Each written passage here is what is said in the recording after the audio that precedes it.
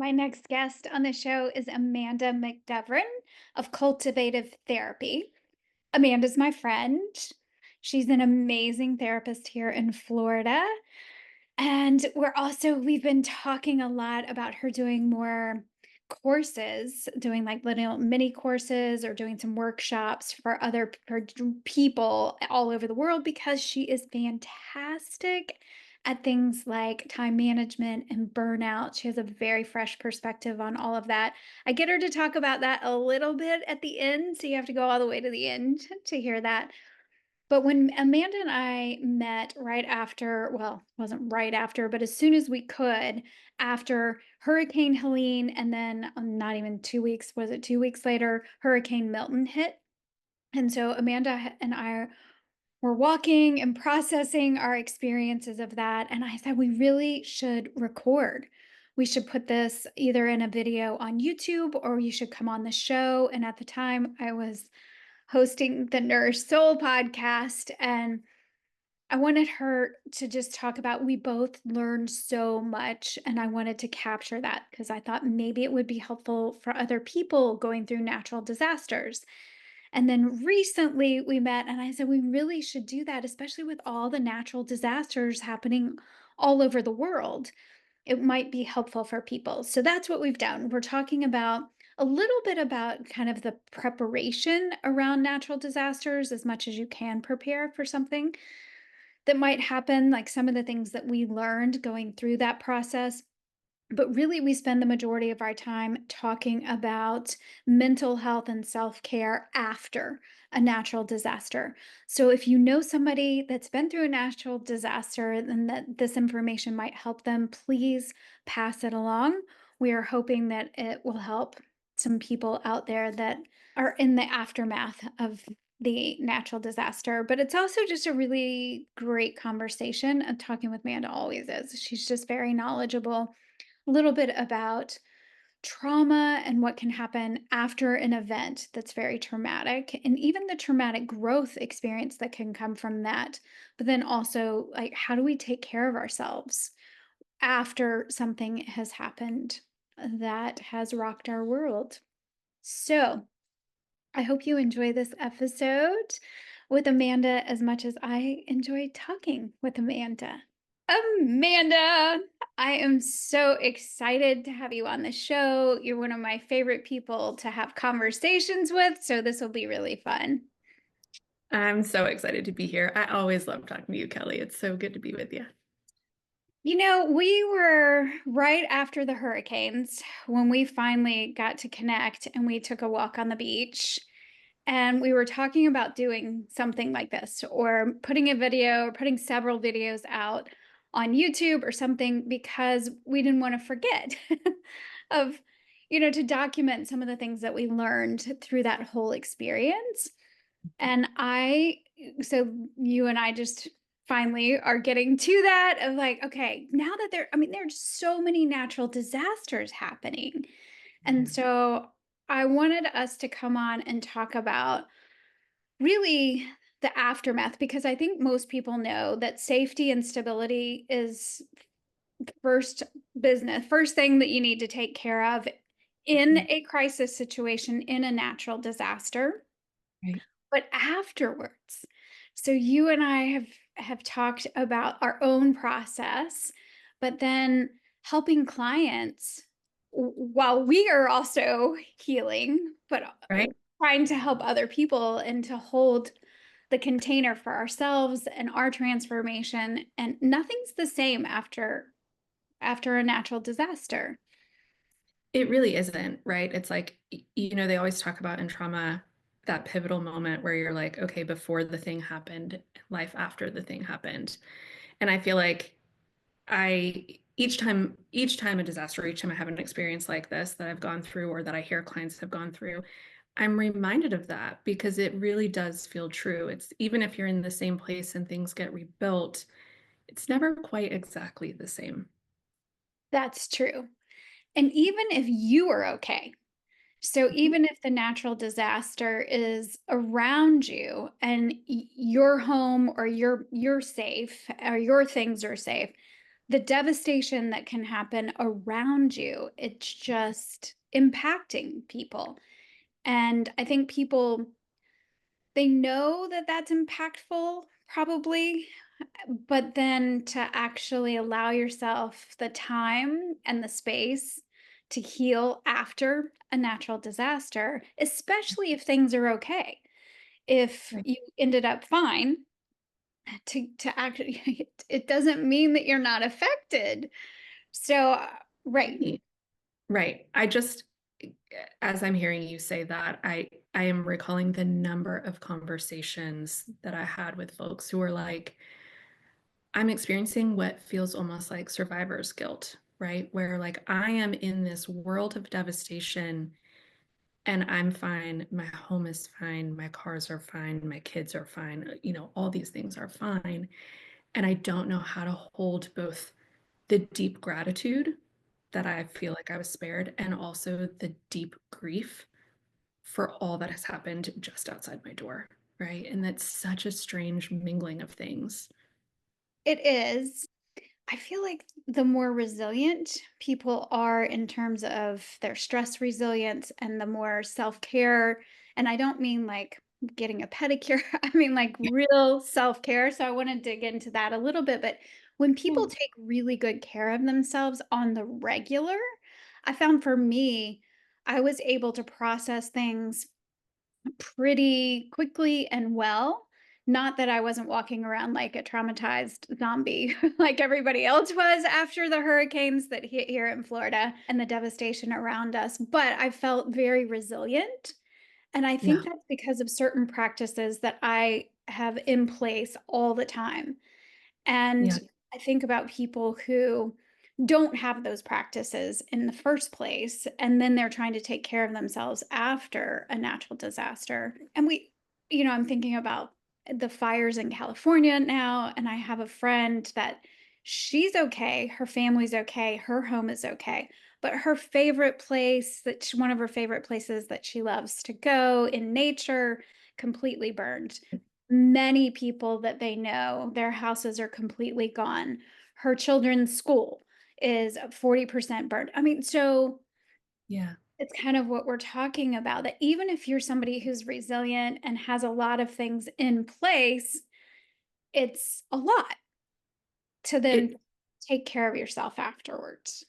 yeah, it is. It's a lot. Well, I'm so curious to hear you and I talk about self-care routines a lot, right? And agreed, not necessarily like mani-pedi self-care, not that that's not wonderful, but like the really tried and true foundationally supportive things that you do to care for yourself. So I'm curious to hear what yours are, and because I always like to compare notes. But also, I just keep thinking about, going back to what you said about like holding the container for ourselves while we're also holding containers for other people.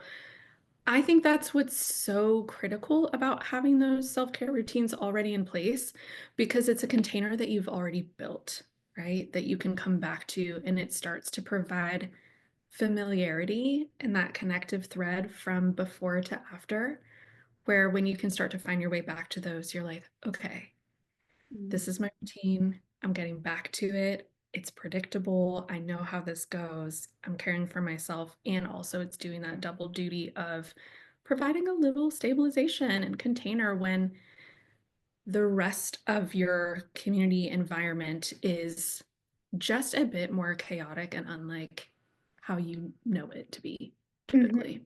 Mhm. Yeah. And for the people who have devastation, like the container, I've been thinking about container a lot lately Mhm. because more than a decade, probably like 13 years or so, I have been really working on living a wholehearted life. And what I Yeah. mean by that is I was saying at the time about 2012, my father had died. And I was saying, you know what? I want to live in love with my whole heart. And whatever that means, and however I can do that. And what I've learned is that you actually have to have a container to deconstruct. You can't start to deconstruct and tear down ego and challenge ego and all the things without a container. to be able to process that. And I think what we do as helping professionals is hold the relationship can be a container with other people. Our homes can be a container. Our body can be that container. So tending to our needs, physical needs as a human being is part of that, like basic needs, but then also the relationships that we have that feel like container that can we can unpack things like kind of the way you and I unpacked things as soon literally and figuratively when we got together after the hurricanes. Like you Right. need to be able to process this with somebody who can handle it and can isn't all about, well, you think that's bad, listen to what happened to me. It's not a one up situation. It's really just to like we're both able to share and there's empathy and compassion and a container. Yeah, And then absolutely. I think of the big S self as the real container that's always with us Yes. because, stuff can happen to the body and stuff can happen in relationships and things can have houses can go away and but we kind of always well, I think the body we have the body, but I just think of the big S self, soul, whatever you wanna call that. Our higher self is a Mhm. container, and so tending to that is what I have been thinking about a lot lately in terms of holding that container. I think it makes a lot of sense, right? And I think you will probably not be surprised by where I'm about to go because we talk a lot. But similarly, I think anytime you go through something like this, yes, it does turn your focus to containers and like, how do I really hold them, invest in them, nourish them, keep them well, right? And then I'm like such a science nerd. This is why I said you probably won't be surprised. Because I love to gather information on things and just like go deep and nerd out on that stuff. But I keep thinking about attachment science, right? And so as you're talking about containers, and my brain naturally goes to this place of safety and stabilization, which is what is needed absolutely immediately following something like this, can be found in relationships where there is room and space and they become a container and it has a sense of safety and like your vulnerabilities and your experiences and your fears and your hopes and all of the emotion can be held safely in that place. Um, I think you can find that in yourself too. So as you're talking about, big S self, I just think about, yeah, like finding this sense of security, this sense of safety, this sense of stabilization that we are wired for, that we need, especially when we are feeling more vulnerable, and how you can access that in your friendships, in your partnerships, in your relationships, and within yourself when the homes, the cities, like those landscapes all change shape, right? That you can really return to these other containers that you've built over time. Right. It is over time. And I think about, big ass self is always there. It's never been, it's not something I think ever goes away. And that kind of spiritual connection, whatever that looks like for people. But a lot of people, that's being in nature, that's being outside. And if you can't get outside, or nature is being destroyed around you, or nature Mm. just took out your home, that can be hard for people. Yeah. But Yeah. also, I think that the support of something beyond ourselves is always available to us. We just maybe either cut ourselves off from it or don't necessarily feel that. But I think that helps me with my inner resilience. Absolutely. I mean, I think it's incredibly important. And like so many things, it can be really unique to the person, right? It can be really directly dependent on what they believe in, what they feel most connected to, supported by, right? So you and I are similar in that way. We talk about nature quite a bit. It's why we walk on the beach. It's why we do all those things. But um, yeah, it can be really complicated, especially if you are somebody who is closely connected to nature, to have it wiped out, to have it destroyed, or to have this like really interesting shift in experience where you're like, the thing I love and gives me solace just tried to take me out. And how do I reconcile that? Right. So there's just so many layers to recovery. I think this is what you and I have gone back to. It's like this ripple over, we talk about building things over time up to this point, right? But then the ripple and transformation over time following it is equally as layered. It is. And I think it's important.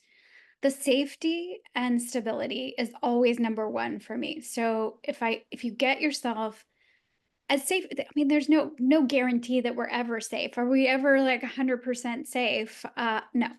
But that felt sense of safety, and I think you and I mean, I think you'll agree with this too, is that that's what we're trying to help clients with as well, is to have a felt sense of safety, that as much as you can in the given situation that you're in, to have, and that connection to yourself and to your own inner resilience is really helpful. So to tend to that, to actually prioritize having whatever it is that helps strengthen that inner landscape and helps you feel more resilient, to give it space, give it time, give it what it needs to be, give yourself essentially what you need to be able to be as resilient as you can and to quickly find safety and stability when things around you are chaotic. Right. Right. Mm. How do you tend to find safety and stability? You're just such a therapist. It's so fun when you're like, Fun you day job. and I honestly, really quickly after the 2 hurricanes that we just went through that were really devastating in our area, and for people listening, it was Helene was the first one, and then Milton came through our specific area in Florida, and it was, and for me, I had to move my body as Mhm. quickly as possible, go find somewhere, and parks were closed. I couldn't walk in the neighborhood like I would normally because there was literally debris everywhere. It was just a big mess. The smell, and just for a long time walking on the beach wasn't safe. The smells. So to go find a spot that was safe enough to walk and just get myself outside, moving my body in nature, in sunlight, even if Mhm. we stayed with friends, and so just to go outside there, Yeah. right? Like some way to get myself outside and move my body was really key for me. What about Yeah. you?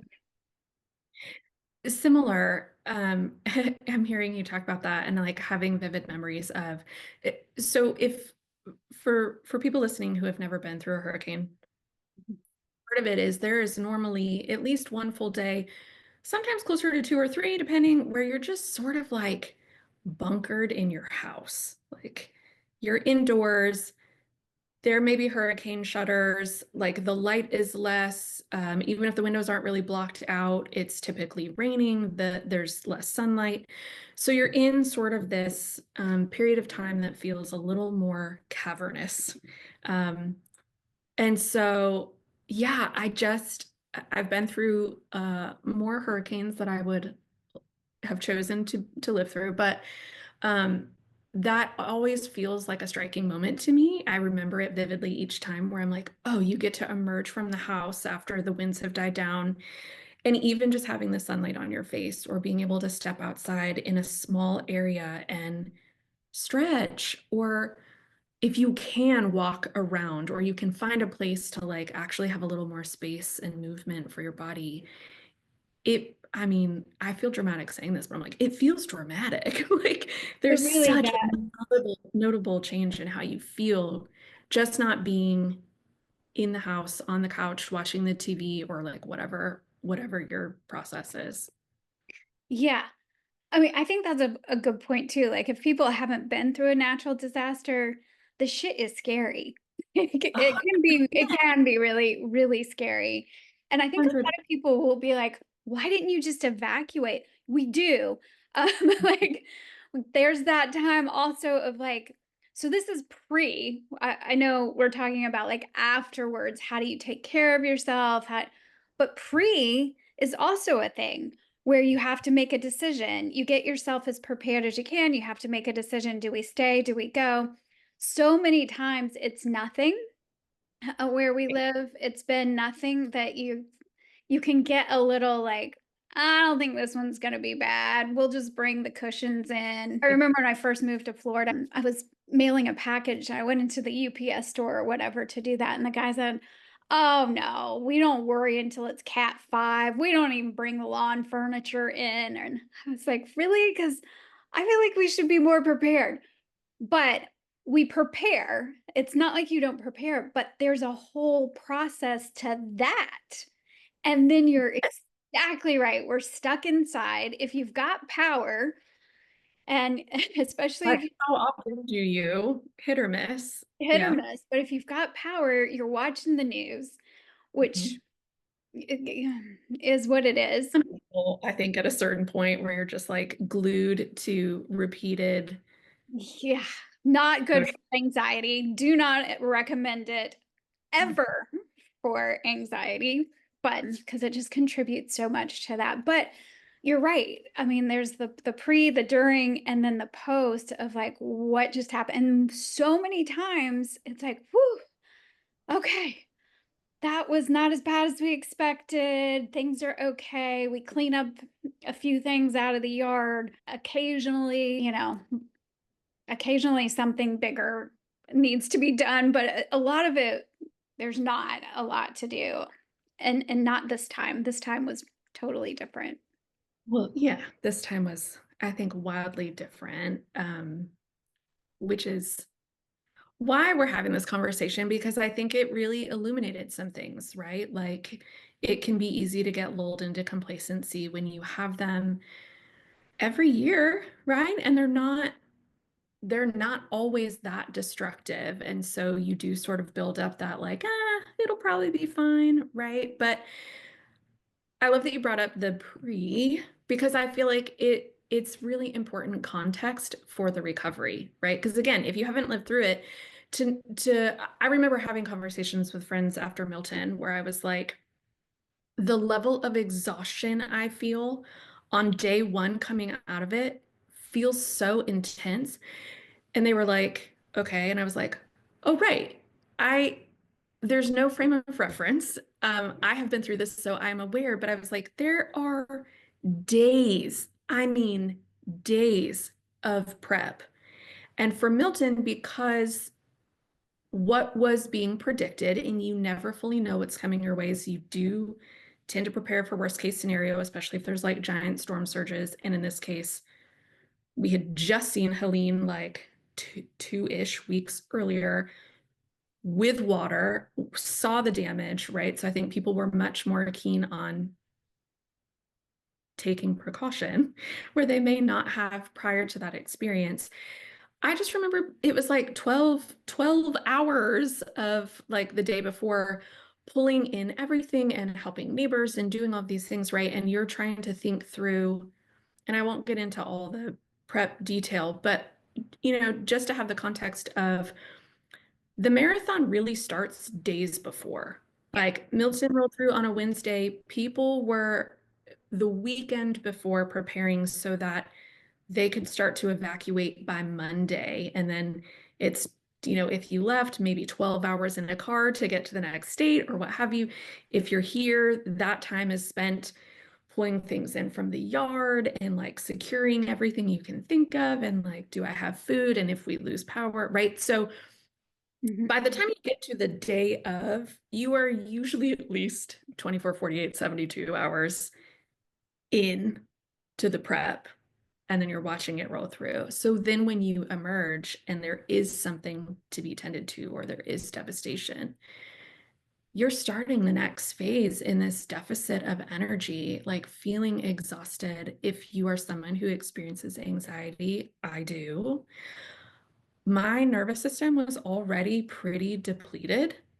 And so you're trying to now recalibrate and figure out how to take care of yourself when you're below baseline in Yeah, terms of like resources. And you're exactly. and then you're looking at this level of devastation that's much bigger than it typically is. And so to identify that gap can feel really overwhelming in the moment to be like, I have so much more to deal with. At the same time, I'm aware that I have so much less to give. And how do I figure this out? Right. And I feel like that's the point that we're starting at going like, okay, yes, how do you do that? How do you How take do care of you do that? How do you take care Yeah. of yourself? And how did that look? For us, we learned a lot. I felt like, and you're right, just to go back to the very original, after any kind of traumatic, stressful, even toxic stress situation, but trauma, even if it's a traumatic growth experience, like you come out of it going, wow, it just gives you a whole different perspective. But there's the before the thing and after the thing, and things after the thing, things that I was worrying about before Helene, I was like, Yeah. oh, that was so dumb. Like whatever it was, I don't care because everything is different when you go through an experience where it's like, look, life is precious. And is this how you want to be spending it? And you and I talked about afterwards. I loved how we both packed a bag because I wasn't sure after Milton if we would be able to get back to the house Right. and Right. how long that might be. Right. And the first after Helene, I left in rubber boots and didn't have shoes and couldn't get back home. And so I learned some things, you learned some things, but I love what you did, where you were like, you got back home and just cleaned out everything Yes. that didn't get packed to go was like, I clearly don't need any of this stuff. Yes. I mean, to your point, it offers perspective, Right. right? In the best case scenario, if we're talking about traumatic growth, like where I was really lucky that my home was okay. Like when I got back to it, it was still standing. It was in pretty good shape. Most of the debris was on the outside of the actual structure, so like fine. But it shifted perspective. Kind of, I mean, I remember this conversation that we had on the beach vividly, where we were like, we were both worrying about some things pre-storm and after. We were like, that was the dumbest waste of my time. Why was I so caught up in that? But yeah, I think it's such a unique experience to have these two hurricanes kind of back to back as well, because you just get this side by side perspective. So having gone through Helene, seeing the water damage from the surge, and then getting similar predictions or even potential for it to be slightly worse with Milton. Um, and for context, I will say my home is 10 feet above sea level. And the storm surges they were predicting were 10 to 15 feet. So when I was preparing to leave, I thought, okay, if this actually comes to pass, the water in my home will literally be up to the ceiling. I will have nothing left. So I'm anticipating and I'm packing my bag for a month. And I'm like, I'm going to pack a little capsule collection and have all my documents for the house and my business and my pets and like whatever, all the things that I would need. I took video, just went through all of the steps, kind of preparing for worst case scenario. And so when I got back, I was like, what I took with me, I felt confident would be what I needed, at least capsule collection of things for a month. Why do I have all these other things that I was willing to let go? I was willing to let them wash out. And so it really gave me this perspective of like just going back through and sorting and going, what do I really need?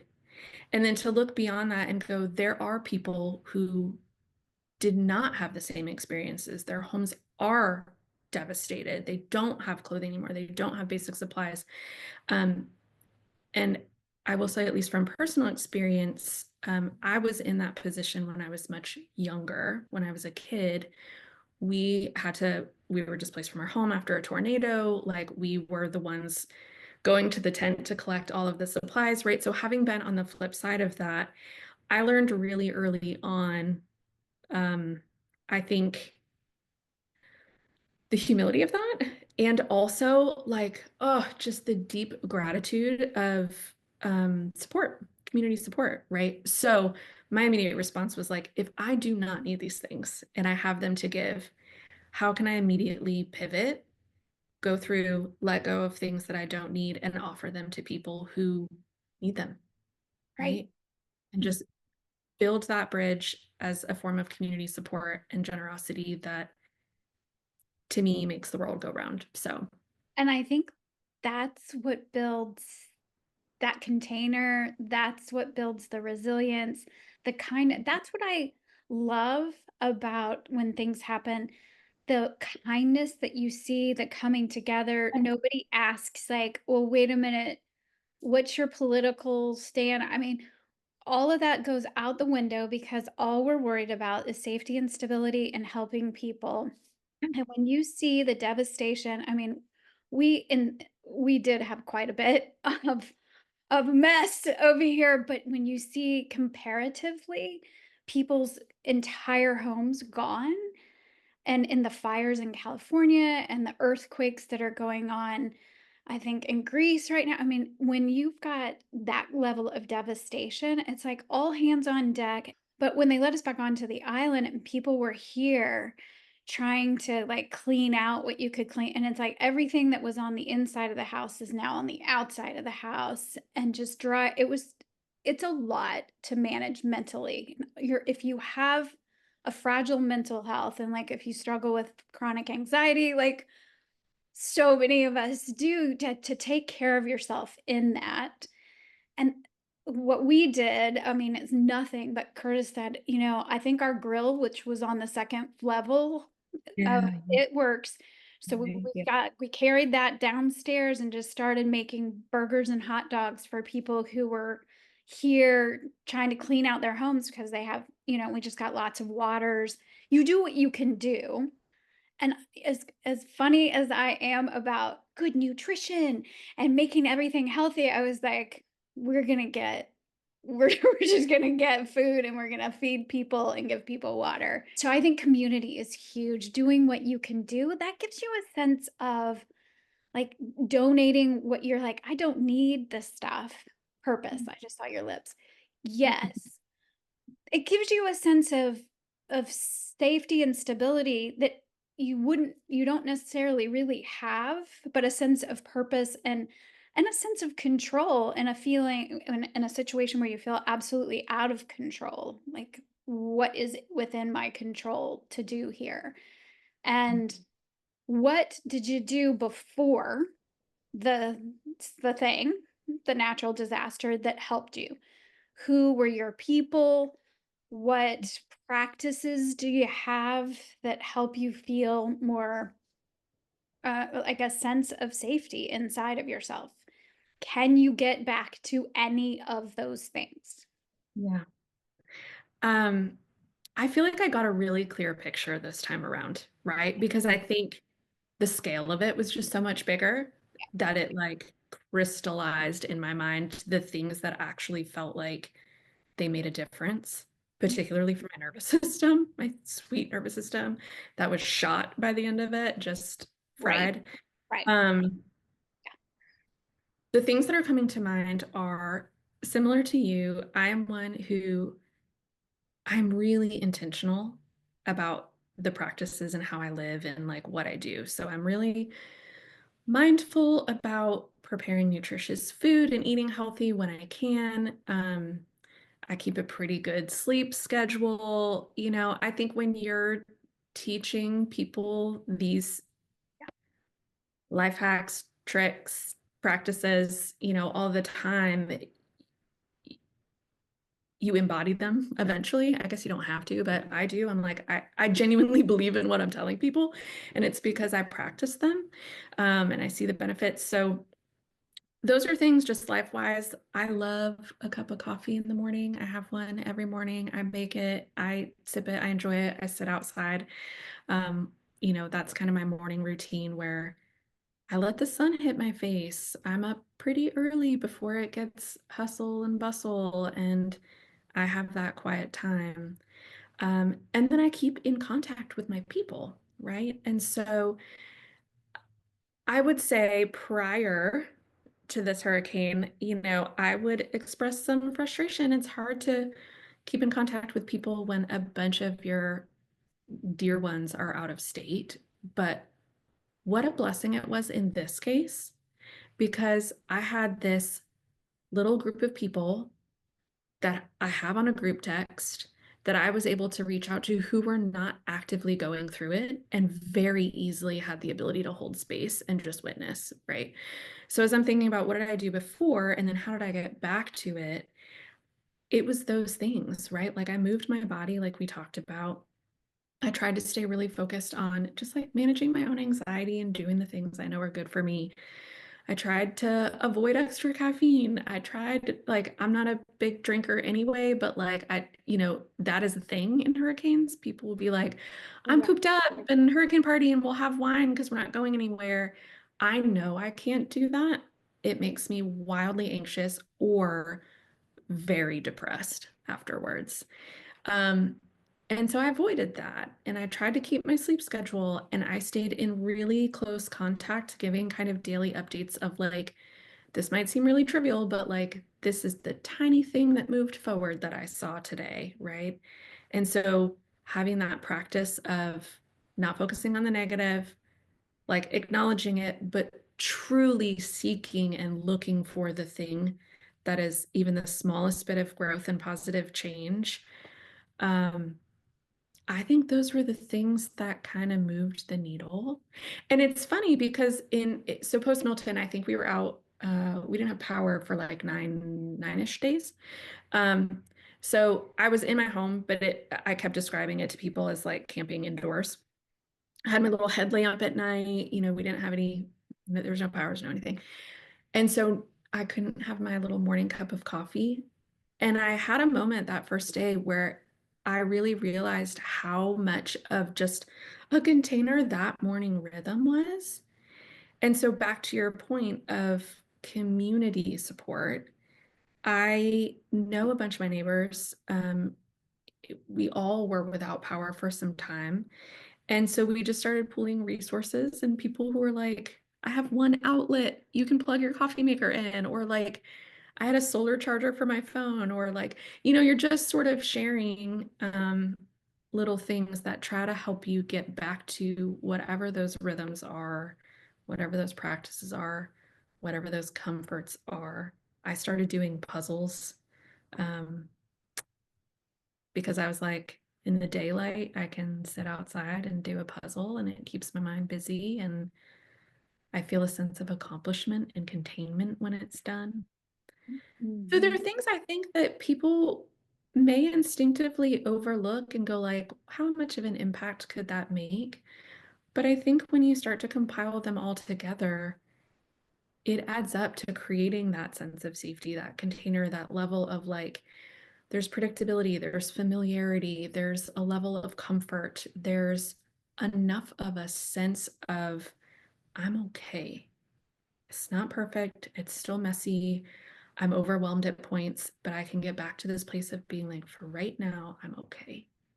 And then, I found like, at least for me, just cobbling those moments together is how you get a little further out to then start tapping into bigger things, right? When you have more capacity. Mhm. Yeah. Yeah, so many things that were important in what you just said and the cobbling things together and yeah, focusing on I mean just like anything you can focus on that is good progress looks like progress, just something beautiful that you can see anything Anything. because it's at the same time that you're not sweeping the disappointment and upset and trauma under the rug. It's not about that. It's just if you focus on everything that's wrong and everything that has to be done and it will take you down. Yeah, it just feels so much worse and impossible. Yeah. Well, and I think too, like in my professional world, um, working with trauma, a lot of what we talk about clinically is being able to titrate, Yeah. right? You go in to deal with something and then you come out of it. And so I feel like that's something I instinctively did as well, where it's like when they were letting people back on the island, um, I would find myself going over, helping people muck out, clear out, clean out, just do basically like damage relief type work.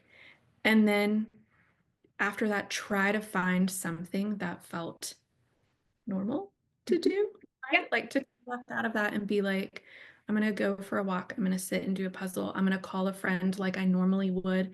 And even if I'm talking about things that are still all this, finding ways to get out of the immediate bubble of devastation, even mentally, when I can't physically get out of it, just felt like everything.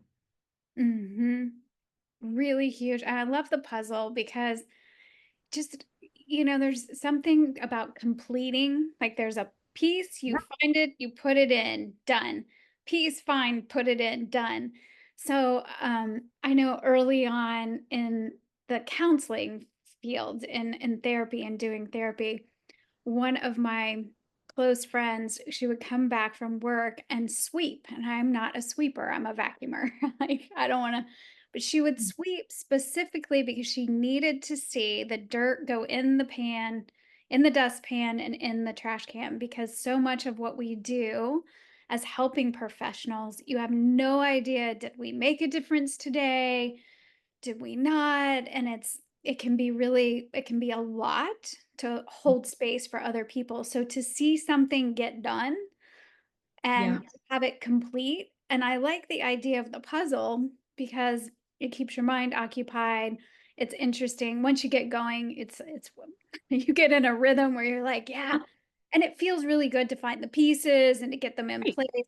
But Right. something that helps you do that, that you can physically see something making progress towards Yes. something, or Yeah. cleaning something up, or something that just feels really good, Yeah. then I think that helps soothe the nervous system Yeah. in the immediate after, and builds that sense of safety, and yeah, some semblance of normal is what you're trying to figure out. But it's also surreal. Like, the whole thing was kind of surreal because off island, things were pretty normal, just like a few miles down the road, and I felt almost, I don't know if it's guilty or strange, but they just opened a new fresh market, and I would go to the fresh market to walk around because there was AC, air conditioning, and by the way, people, this was in the heat with, it was so hot and we were so Oh God. sweaty. So hot, So but I it's think, so, yeah, yeah. 90s. Oh, for sure. So walking through with it smelled good, there were flowers, and it was air conditioning, and I was just walking through there because, and you're walking around like a zombie, like everyone else, but just to have some, I don't know, break from the other stuff that was on the other side. Well, I think the thing about natural disasters that I keep thinking of too is just the scale of devastation. Like the sheer amount of devastation is so overwhelming. And then because there's such a large amount of recovery work that then needs to be done, it just takes, it's going to take so long, right? So this is a long game. And so I think having those little moments like doing the puzzle and feeling a sense of accomplishment or seeing progress or getting a break to go to fresh market and smell the flowers and feel the AC, it feels like hope. It feels like sustenance. It feels like I don't have to wait for the long haul for everything to be fixed before I can access a moment that feels like relief or that feels settling to my nervous system. And that is everything, right? Like I think oftentimes in therapy, I tend to think through this analogy of a marathon. And so it felt applicable in this situation where I was like, okay, we kind of know this is going to be a marathon. And how do people get through it? they veer off to the water table or they take a little snack from somebody, to have the sustenance, to have what they need to keep going when it feels exhausting or Yeah. hard, or you're hitting that wall of resistance where you start to question, how do I keep going? Can I keep going? Like, where do I go next? You need those breaks to like tap out so you can actually get back in and keep moving. Yeah. And I think what we're really talking about is energy. Like what is going to literally recharge you and energize you and hope. There's nothing more powerful, I think, than hope after a devastating experience of any kind. So whatever ways you can find that hope. And when you asked me originally, like, what are the things that you do? I think for me, I've learned how to literally have the inputs that my body needs to be able to make energy and to tend to that. I always say we have a fountain of vitality inside of us, and our Yeah. nervous system is a better pharmacy than any pharmacy in the world. So, if we can tend to that and actually use the fountain of vitality inside of us, the quicker you can get back to getting the inputs that we Yeah. need. So sunlight, oxygen, I mean, real basics, simple, Mhm. simple, a practice of earthing so that you're literally discharging all of the static inside of the body and recharging your body with electrons. So earthing, grounding, earthing, whatever people want to say, being in the light, oxygen. So the breath, just being Yeah. able to return to the breath. And I used to get so frustrated when I would go on these yoga retreats and things where people would be like, return to the breath and notice your breath. And I was like, how do you even do that? It feel. And then finally, I had a teacher once say to me, the reason that we do that is because you cannot breathe for yesterday and you cannot breathe for tomorrow. The only breath that you have is the one you're taking right here, right now. And it's so simple when you are freaking out to just actually return to the breath that you're taking right here, right now. It's because it returns you to the present moment. So if your mind is getting taken back to past stuff or it's worrying about what's coming in the future, if you can just bring your attention to the right here, right now, that's why we use breath. But also, oxygen is really important for making energy. So, I mean, yeah, I heard you say like it's so simple, and it is, but it's also pretty profound, I right? know, Because especially when your traumatized brain is just like trying to. we're in a fog, to be able to just come back to the present moment, to not have to have it all figured out, to not be reliving or like seeing the visual memories of what has happened. You just get to be right in this moment, tuning into the air and the oxygen that is literally what you need to move ahead. Yeah, it's pretty profound. It is, and it's what we forget. I mean, Mhm. I think it's easy to forget that when you're devastated from what's going on around you. So for me, I just had to get it back to the basics, real super basic of breathing and being in nature outside as much as you can with bare skin touching some of Earth's surface. And there is that piece that we talked about. Like, there was a really profound experience that I had. There were people that were coming together in groups. Some were doing like healing meditations, some were doing sound therapy. Like there were all these groups all over the world praying for, or not just praying, meditating, sending vibes, trying to help Florida from an energetic space during Milton. Because I think after we realized like this could be super devastating right after Helene. And I was with some friends that had power, and I was able to join on a live YouTube with a group of people who were using sound therapy and humming and sending lots of light and love. A McCusick was who is a biofield tuning specialist. She has a book.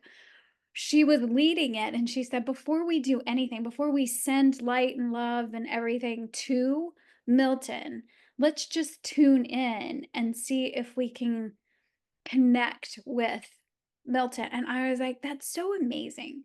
Before you start trying to fix something or send a bunch of light and send a bunch of love and tone it down or whatever we were trying to do, is like, first just listen. And I think about that with our nervous system. Like, before you go into a place of trying to fix anything, of just tuning in and respecting what's being communicated to you and connecting in that way.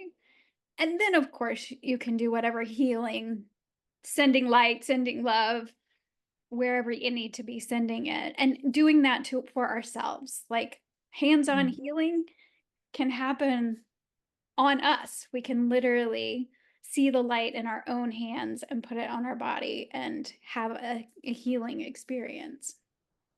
It's such a good point.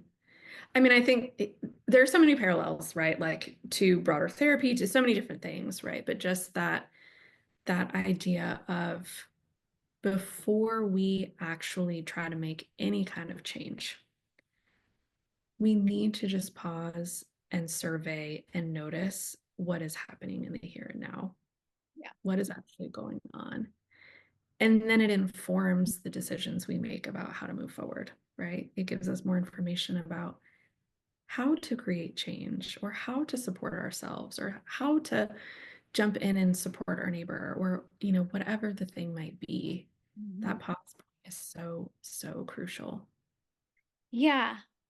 And I was just thinking about, for people who are like, you know, easy for you to do, easy for you to say, not really. No. I think it's not necessarily easy for anybody, even when you have the tools and you know a lot of things, to 100%. right? To actually allow yourself to remind yourself, okay, can we pause here? And when you're having intrusive visions of some Yep, traumatic experience, like I could, if I tried, I could easily tune in to what was happening and water coming in and that feeling that you get where you're like, oh, we're screwed. And the only thing I could think was like, survive this and deal with whatever's left yeah, tomorrow. We will sort that out tomorrow. The only thing you can do right now is survive. And right. so the images that are coming in for people, there are so many tools now with EMDR and brain spotting and havening and all the tools. As soon as you can get to a place where you are stable and safe, there are ways to actually be able to bring down the distress if people are still in the distress of the situation. Exactly. Exactly. Yeah.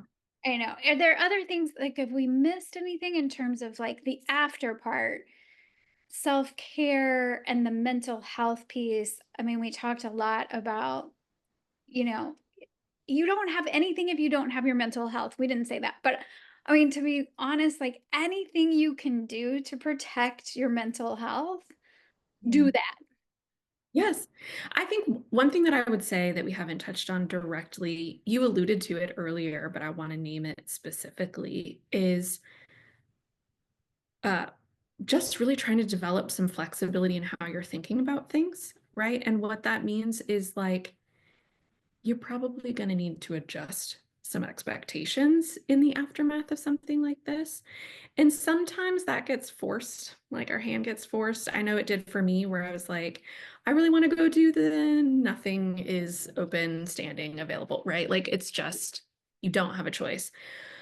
But I am someone who I love a good plan and I love to stick to that plan. And so it takes active, conscious effort for me to be like, okay,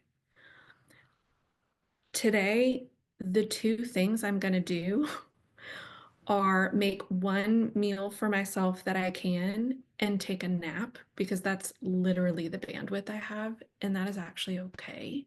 That's more than okay. That's what taking care of myself looks like today.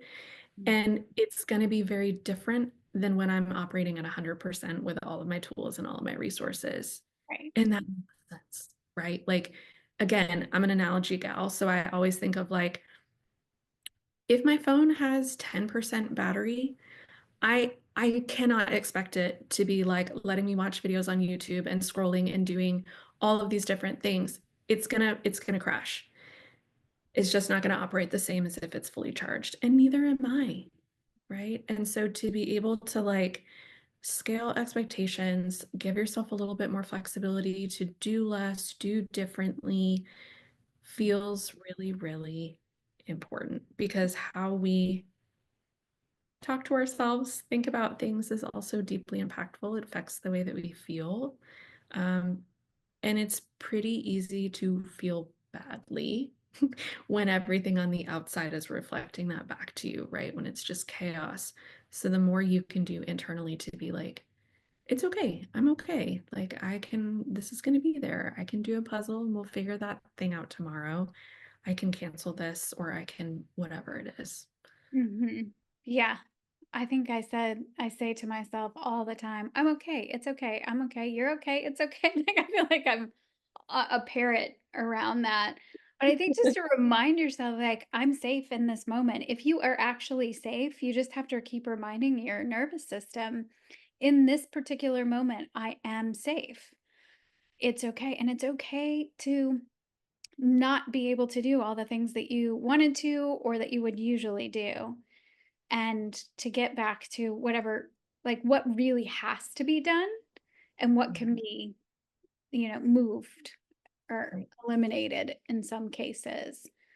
Because it's some people are like, well, I had to go right back to work, or um, Yeah. I know. And so you do what you can do in those circumstances. And I know we both learned a lot. I don't know if we want to.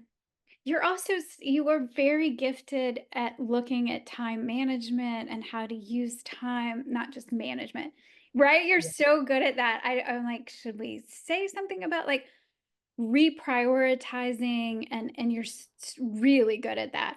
So things that we learned might be helpful, but then also you might have some tips for people in terms of like time. Like, how do you even look at that after? Not just in a natural disaster, because you're good at this regardless of that, but in terms of, like, just a few tips that we might have learned from this whole thing. Um, yes, to both. Like I've said this a million times, I could talk to you all day. So, um, I think my curiosity is where do you want to go first? Mhm. I think let's just do a few of the tips that we both learned about, in case it's helpful for people to think about having a to go, like, having a bag of the things that you really need ready to The go go. bag. Yes, Um, yes. Yep. And you and I talked about, like, I was notoriously bad about being on empty in my gas tank, and I Yeah. have not done that since. Like, I'll still have just a quarter a tank in there sometimes, and I do, push it occasionally, but I don't push it like I Yeah, used to, because I want to be able to, if we had to get in the car and go, I want to be able to do that. yeah. I think that's such a good point. I'm right there with you. And I would say I don't tend to be like on the conservative, overly over-prepared side. But that one really came back to bite me because I was like, I have a quarter of a tank, it's fine when Milton was rolling around. And I was like, I'll get gas on Monday. And by the time I went to get gas on Monday, there was no gas to be had literally for at least half the state. And so now I have learned I just fill up like days ahead of time because the worst that's going to happen is I don't need gas for my daily life if nothing comes to pass, right? Best case scenario, if I need to evacuate, I am not sitting in line to try to get gas for 6 hours only to find out that all of the pumps are empty now. Um, so that definitely feels like one. I think you and I have talked about too, just like the go bag. I mean, I mentioned mine earlier, but yeah, having extra medication. I know you talked about just even like throw an extra deodorant or like a extra pair of flip-flops or something in the bag because it is like it things move fast and it can just be chaos. So to know that everything is in one place and you've got spares and you've got extras as you're moving or whatever. I think again, it's probably safe to admit that both of us are like ladies who experience anxiety. And so I think I noticed a shift in my anxiety just feeling more prepared. I was like, I already have everything together. I feel like I have a plan. I know what to do if it gets bad. And that keeps me from worrying about whether I'm prepared, right? Yeah. Um, so that feels super helpful. Mhm. And I It, was almost out of deodorant when Helene, I just wasn't worried about it. And if you're somebody like that can't just, because I have the toothpaste that has no flavor and no fluoride and all that's super healthy, but I mean, all that goes out the window when you're like, it's not that I can't use somebody else's toothpaste for a couple of days or stop buying it. I'm just saying if you have things that you need, like your medications or the deodorant was a big one. I was like, okay, I'm now always going to have a couple of deodorants around. And yeah, but the way I packed after Helene, so we stayed during Helene, and then afterwards we were trying to figure out what to do and get out, was so absurd. The things that were in my bag were not at all what I needed. And I just thought I would be right back. Um, Mhm. so if you don't have to think about that, if you already have the things that a few things and shoes, like please take shoes, people, because I now have some Skechers because that's the only thing they had in my size at the TJ Maxx. Afterwards, I mean, you can work it out if you've got resources, you can work it out, but still, like, if you don't have to think about that, it's very Yeah. helpful. Well, and I think it also comes back to this point, like, yes, flexibility, you can absolutely like throw some of the specificity out the window and use a friend's toothpaste and all those things. But to me, if you have a choice to have your things, it comes back to the point of comfort and your like creature comforts. Because if given the choice afterwards between whatever random thing I can find or the thing that is familiar to me that I like to use, that one just feels better. And that's the thing I want to have access to if I can. Like if I have a choice, that's my pick. Yeah. Right. So there is something to being prepared just so you're like, these are my favorite things and I get to have them afterwards because I threw them in my go bag or whatever. Right. And yeah. And there's something really important about being flexible and also being prepared. Like it's walking that line. Yeah. So I can't think of anything else that's specific. I like taken the videos you mentioned. There are Yeah. things that you can do to prepare if you live in an area. Well, I mean, people in North Carolina had no idea that this was coming. Yeah. That's Yeah. and in college, I lived through Hurricane Hugo hit Charlotte and was not expected, and it was a big mess. And all, so you never know. But if you live in an area that you're like, just have a few things, have a plan, it might help you feel more prepared. Totally. And I would say, what I've seen after the hurricanes, after the LA fires, after Helene up in North Carolina, right? Like we are seeing more and more of these. If you're someone who's interested in putting together a to-go bag or like a go bag for an emergency, there are a number of places out there now that do a great job, like good infographics that are just like, here's what you need for this particular area. Boop, boop, boop, boop, boop. This is what you keep in your bag. So I would definitely encourage people to look for those resources and then you just follow like line Mhm. by line, you grab those things, put it in a bag, keep it tucked away somewhere so that it's ready to go if you need it. They also have, what to do in a flood, what to do in a hurricane, what to do in all the different scenarios.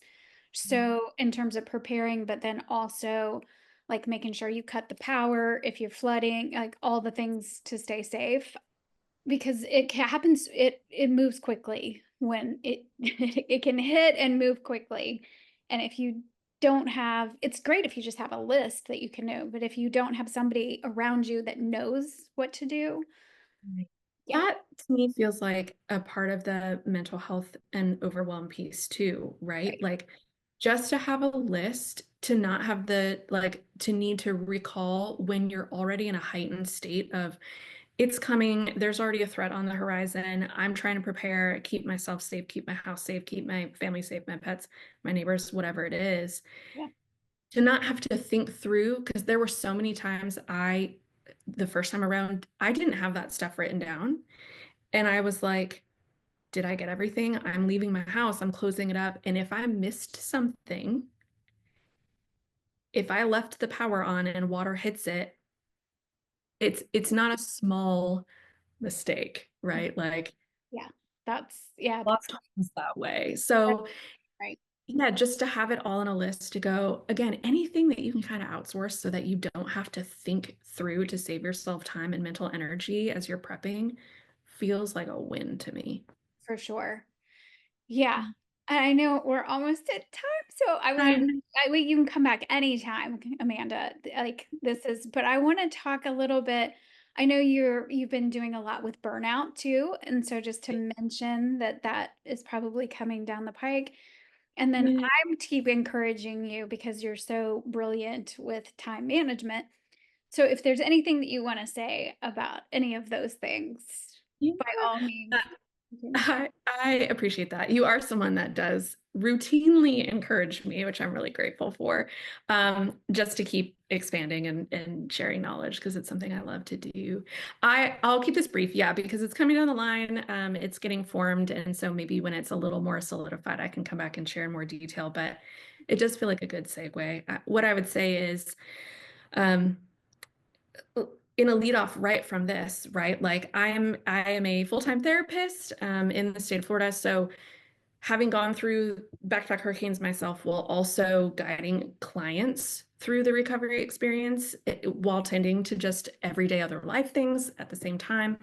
Um, Especially several months in now, like once we started getting to the end of the year, just the rates of people burnt out because they're trying to rebuild their homes and be back at work and still parent their kids, or like schools are closed and now we're homeschooling. So some of the same themes that we saw in COVID and other big sort of disaster type experiences emerged: the grief, the exhaustion, like just the fatigue. So I'm trying to put together what will likely become a little mini course on what is burnout? How do you do some time management stuff to try to prepare and proactively prevent yourself from hitting burnout? And then when it's absolutely unavoidable, how do you walk yourself back and get some relief from it? Um, so I don't have a hard date on when that's coming out because, as you said, I am someone who tries to be quite intentional with time and really listen to what my energy is. What do I have energy for? And I don't push past that if I don't have to. So, um, yeah, what will likely accompany it is some sort of reflection on how do you use your time? Like, how do you manage your time and energy? And how do you get a better handle on that? So, those are things to look forward to. Yeah, I can't wait to have you back to really dig into that because it's way more than it's so different from any time management, anything I've ever tried in the past. You have a very different way of looking at it and of helping people and to be really intentional about how you're spending your time. So yeah, we'll just have you back when whenever that's Oh no, I'll have to come back.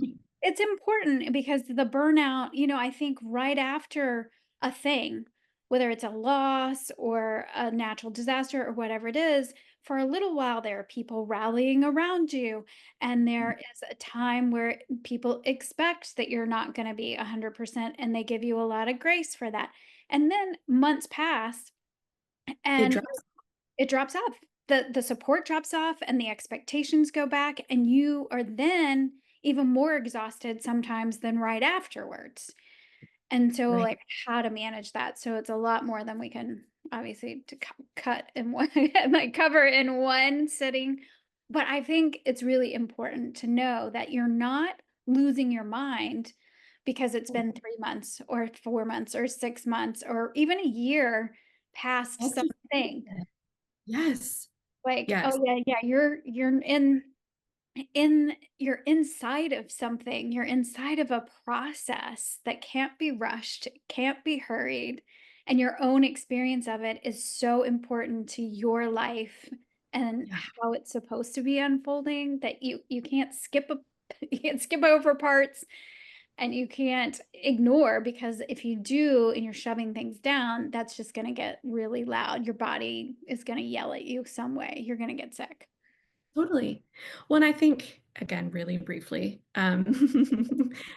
because we could talk forever. Um, I think so much of my view on time management is informed by my background, which is working very closely in fields of trauma and healing trauma, right? And so I have this deep understanding that you don't rush that kind of process. You Mhm. just don't, because when you do, it backfires, you get sicker, the symptoms get worse, right? So it is really cultivating this belief of like everything in its own timing and it will be okay. And we let it unfold and we tend to what shows up and we are gentle and gracious and generous and spacious and safe with that. And so I think that has definitely informed how I view time and how I manage it and how I think about energy and how I kind of operate within all of those parameters. I think that's a beautiful spot to end for now. Yeah, agreed. Yeah. So Thanks so thank much you so for being much. This Yeah, has been so fun. agreed. It's always a joy to spend some time chatting with you. Same, same. I'll see you on the beach anytime. You got it. You name the day and time, I'll be there. Okay.